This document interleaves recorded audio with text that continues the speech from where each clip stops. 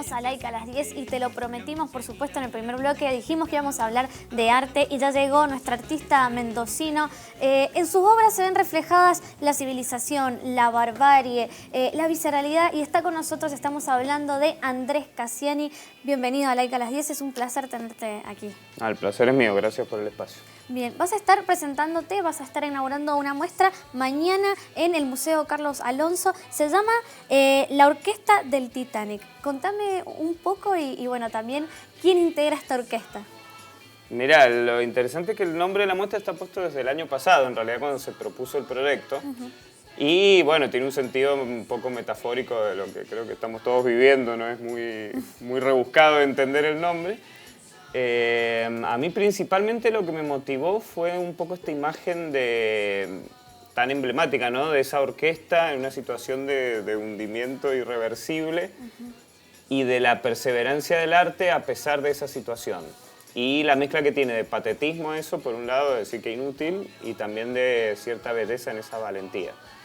Y por supuesto en un contexto de esta imagen tan famosa del barco de que no alcanzaban los botes para salvarse todos y vos ya sabés por dónde, quiénes son los primeros en perder los botes. Claro. Entonces, bueno, yo creo que desde el rol de lo artístico uno siente mucha impotencia ante lo que ocurre, dudás mucho de la utilidad de ese recurso que vos tenés desde tu oficio. Pero también es revalorizar ese aspecto poético del arte en un contexto de una violencia muy concreta, real, de lo que estamos viviendo como sociedad. Bien, cuando nosotros vemos tus dibujos y tus obras, tienen ese componente violento, se ve hasta visceral. ¿Cuáles son esos temas que te motivan a vos a la hora de tener un lienzo enfrente? Yo considero que el tipo de laburo que hago yo siempre lo defino como dibujo expresionista. Por más que hay pintura, ilustración, caricatura, que es una mezcolanza de cosas, la esencia, la base es la expresividad lineal, visceral, como bien decís vos.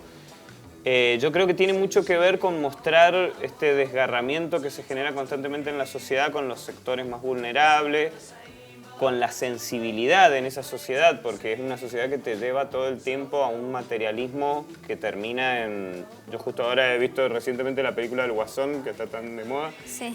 Y es un poco la representación de eso mismo, ¿no? A lo que llega el individuo por la opresión constante de un sistema que no considera su humanidad.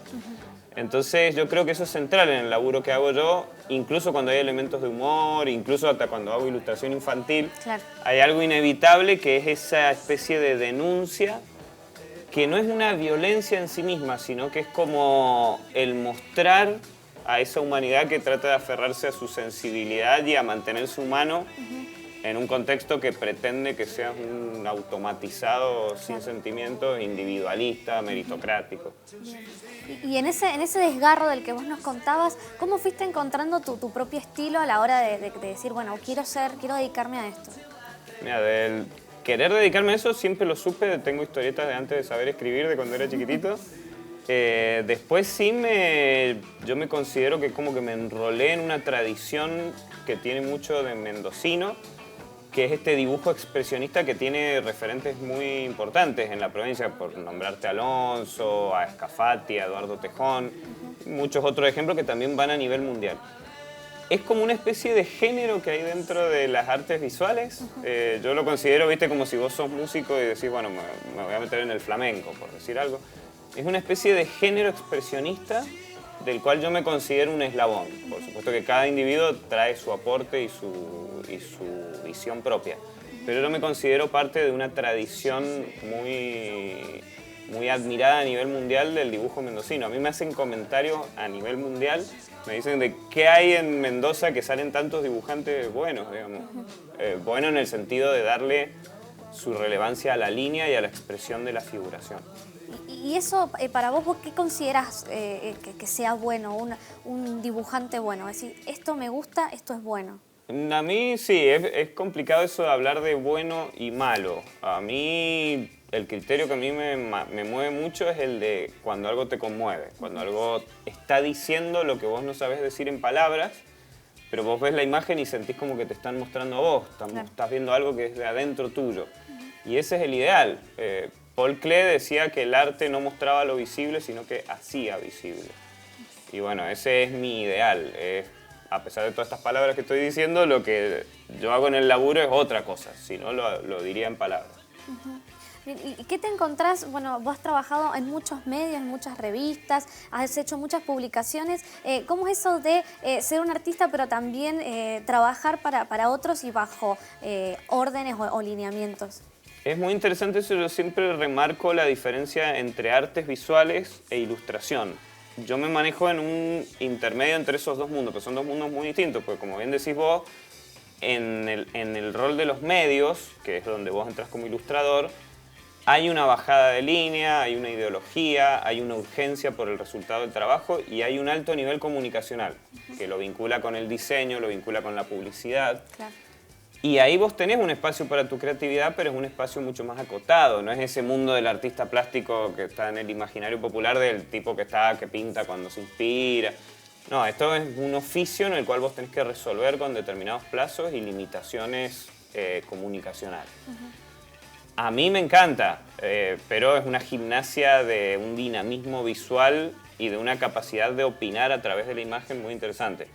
En ese sentido yo empecé a usar las redes sociales y los medios digitales, los valoro muchísimo, como un modo de opinión. Yo estoy posteando y subiendo información constantemente a los medios y es casi una manera de ser una especie de cronista, de reportero gráfico, pero que lo haces a través de ese expresionismo lineal. Entonces ahí sale ese engendro medio raro que hago. Bueno, ahí has dicho algo de lo que quería saber también, esto de reportero gráfico. Estuviste ilustrando también el libro de Pablo Salinas, La justicia en el banco de los acusados. ¿Cómo fue ese proceso, bueno, de tener que ir a los juicios, tener que retratar todo lo que vos veías ahí? Y es impresionante. A mí para ese trabajo me convocó él. Pablo me escribió con cierto pudor, me decía al principio como que él me decía que se le había ocurrido hacer, me decía como en las películas de Estados Unidos, que te muestran cómo dibujan los juicios.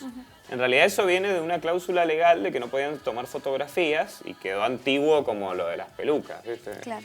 Acá no tenemos eso por legalidad, pero nosotros le dimos un giro artístico, digamos. Y realmente como experiencia fue fuertísimo, es de lo que yo más me siento agradecimiento y me enorgullezco de haber tenido que ver. Pues yo fui con mucho pudor a los juicios, principalmente pensando en los familiares y la gente que realmente viene padeciendo esta situación tan terrible desde hace décadas. De decir, bueno, viene a caretearla, ¿viste? De tratar de hacer un show con eso, de tratar de caretearla. Sí, sí, sí. Y el resultado fue todo lo contrario. Y ahí yo entendí, o sea, ¿qué pasó? Que reaccionaron muy bien, compartían las imágenes, les llamó mucho la atención. Y claro, ahí yo empecé a entender un poco el tema cuando se habla, ¿viste? Del rol del arte, que es la gran discusión de si sirve para algo o no sirve para nada, y es muy grande esa discusión. Sí. Una utilidad que tiene es esto que te digo, de hacer visible lo invisible. Entonces vos estás en el juicio y desde lo fotográfico, desde lo que se puede mostrar, se entra en una reiteración. Es decir, no sé si has ido vos acá a los tribunales, pero es una pecera, está la gente sentada y vos tenés el contenido connotativo de lo que ocurre, pero lo externo no te lo está mostrando, no te está mostrando el horror. No. Yo estaba ahí, me acuerdo que hablaba una señora cuyo hijo había sido torturado, después había muerto de la depresión consiguiente a toda la tortura, un chico que era aparte discapacitado. ¿Cómo mostrabas eso en una fotografía de la mujer hablando? Entonces ahí entendí que entraba el rol del arte y de la ilustración, porque vos lo que representás es la atmósfera, representás todo eso que ella está tratando de decir en palabras. Entonces la verdad que es una experiencia fuertísima y siento mucho orgullo de poder aportar con un granito de arena un rol testimonial desde lo artístico, porque ese rol testimonial es atemporal y va más allá de toda geografía. Entonces ese laburo lo ve alguien en Japón y puede no tener idea de la historia de Argentina, del proceso militar, pero entiende que ahí se está denunciando una tragedia. Y bueno, ese es el lenguaje atemporal y universal del arte, que por eso es tan cercano a la magia, ¿no? Bien. Andrés, muchísimas gracias por venir. Yo me quedaría horas charlando con vos. Es un placer realmente tenerte. Yo personalmente admiro tu trabajo, me gusta mucho. Así que gracias por venir al Like. A ustedes por darme el espacio de poder expresarme un poco. Bueno, por supuesto, te expresás de maneras muy lindas. Nosotros dejamos a todos invitados a la muestra de la Orquesta del Titanic. Se inaugura mañana a las 8:30 en el Museo Carlos Alonso y está hasta el 10 de noviembre, así que tienen todo este mes para disfrutar de las obras de Andrés Cassiani. Nos vamos a un corte y ya regresamos.